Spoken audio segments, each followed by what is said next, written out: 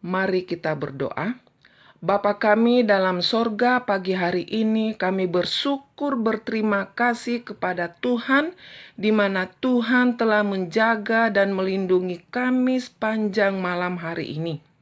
Pagi hari ini kami boleh bangun, kami boleh menghirup udara yang segar dengan tubuh dan kekuatan yang baru, itu semua karena Tuhan.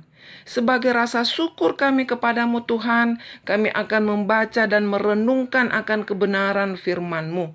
Berkati firman ini, biarlah kebenaran firman ini dapat menjadi pegangan hidup kami di sepanjang umur yang Tuhan anugerahkan kepada kami. Berfirmanlah Tuhan, karena kami telah siap untuk mendengarkan suara-Mu. Di dalam nama Yesus kami berdoa. Amin. Sebelum kita belajar, kita akan membaca dan merenungkan akan kebenaran firman Tuhan yang terambil di dalam Lukas pasalnya yang ke-24 ayat 13 sampai dengan ayatnya yang ke-17. Tapi sebelumnya itu kita mengangkat satu kidung pujian terlalu besar.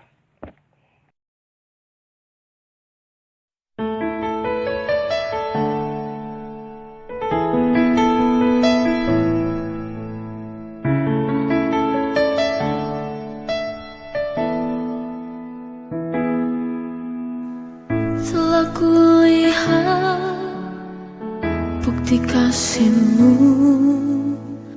Kau menderita gantikanku. Dengan darah-Mu Kau selamatkanku. Kini ku hidup menyenangkan-Mu.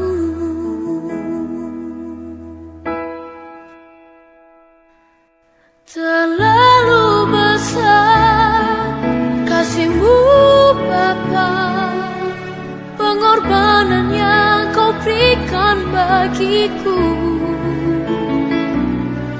Terlalu mahal darah-Mu Yesus, tercurah untuk menebus hidupku.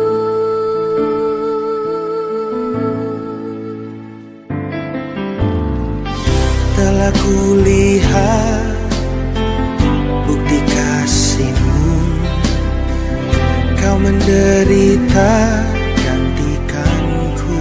Kau gantikan. Dengan darah-Mu Kau selamatkanku.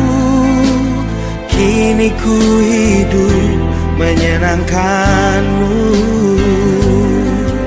Terlalu besar kasih-Mu Bapa, pengorbanan yang Kau berikan bagiku.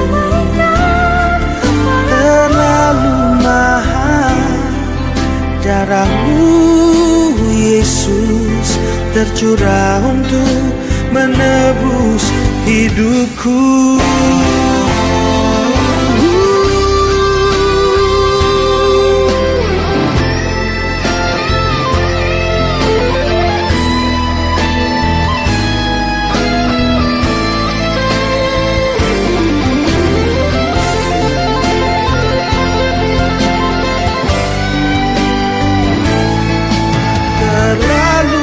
Besar kasih-Mu Bapa, pengorbanan yang Kau berikan bagiku. Terlalu mahal darah-Mu Yesus, tercurah untuk menebus hidupku. Terlalu mahal darah-Mu Yesus, tercurah untuk menebus hidupku. Terlalu besar, terlalu mahal, hati kami berterima kasih. Terima kasih Kau tebus hidupku. hidupku.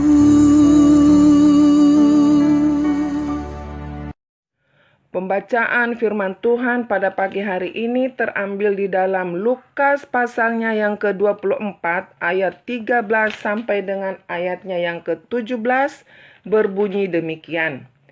Yesus menampakkan diri di jalan ke Emmaus. Pada hari itu juga 2 orang dari murid-murid Yesus pergi ke sebuah kampung bernama Emmaus yang terletak kira-kira 7 mil jauhnya dari Yerusalem. Dan mereka bercakap-cakap tentang segala sesuatu yang telah terjadi. Ketika mereka sedang bercakap-cakap dan bertukar pikiran, datanglah Yesus sendiri mendekati mereka, lalu berjalan bersama-sama dengan mereka. Tetapi ada sesuatu yang menghalangi mata mereka, sehingga mereka tidak dapat mengenal Dia. Yesus berkata kepada mereka, "Apa yang kamu percakapkan sementara kamu berjalan?" Maka berhentilah mereka dengan muka muram. Anak-anak, Ibu Siti akan cerita tentang seorang anak laki-laki bernama Rada. Ia anak yang sangat pendiam dan pemalu, sehingga ia tidak punya teman seorang pun. Bahkan ia sering diejek oleh teman-temannya. Suatu hari, Rada berkenalan dengan Piran, anak yang ceria dan mudah bergaul. Piran membantu Rada agar tidak menjadi pemalu lagi. Piran menjadi teman sejati Rada. Di mana ada Rada, di situ ada Piran. Suatu hari Piran pindah ke kota lain. Rada merasa sangat sedih dan kecewa sebab ia merasa Piran telah mengkhianatinya dengan pindah ke kota lain. Rada marah kepada Piran dan tidak mau menemui Piran saat Piran ingin berpamitan. Akhirnya, Piran hanya berpamitan lewat secarik surat. Begini bunyinya. "Rada sahabatku, kamu adalah sahabatku. Jarak yang jauh tidak akan pernah membuat persahabatan kita berkurang. Walaupun aku tidak lagi ada bersama kamu, aku tetap sahabatmu. Aku sedih karena kamu kecewa dan marah atas kepergianku. Tetapi ingatlah bahwa aku tidak pernah akan melupakan persahabatan kita. Juga masih banyak orang yang mau menjadi teman dan bersahabat dengan kamu. Bermainlah dengan mereka, jangan terus bersedih, karena aku tidak bersamamu lagi. Ada banyak teman yang menunggumu di luar sana. Ayo, bergembiralah bersama yang lain." Betapa terharu hati Rada membaca surat itu. Ia sadar bahwa ia hampir saja menghancurkan persahabatannya dengan Piran. Baginya, Piran tetap satu-satunya sahabat sejatinya. Anak-anak yang kekasih dalam Tuhan kita Yesus Kristus, hidup ini memang penuh dengan berbagai peristiwa yang membuat kita bahagia atau bahkan yang membuat kita kecewa atau sedih seperti yang dialami oleh Rada. Bagaimana jika kita mengalami peristiwa yang membuat kita sedih dan kecewa? Begitulah kira-kira yang dialami oleh 2 orang murid Yesus ketika berjalan pulang ke Emmaus.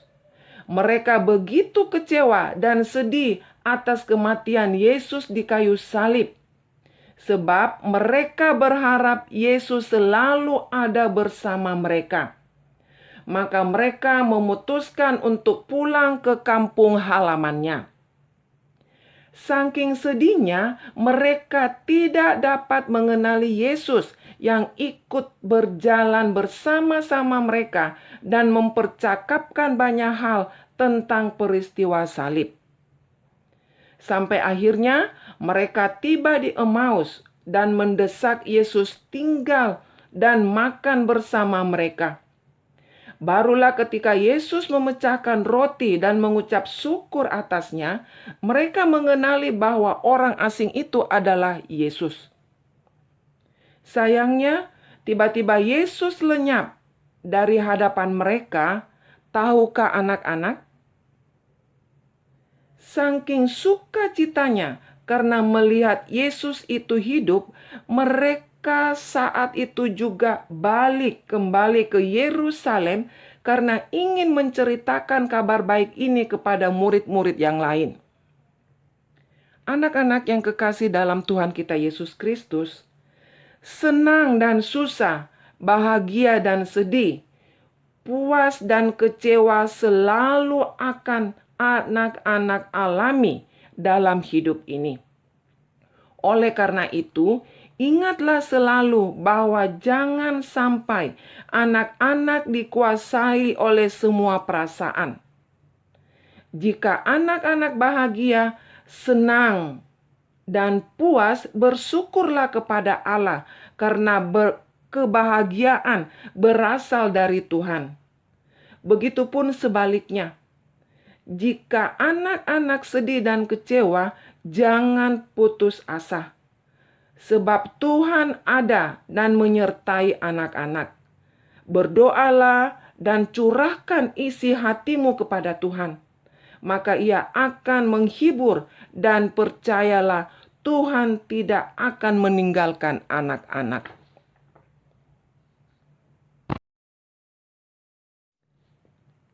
Mari kita berdoa. Tuhan Yesus yang baik, sertai kami selalu ya Tuhan. Berikanlah kami kerendahan hati saat kami mengalami kebahagiaan dalam hidup ini.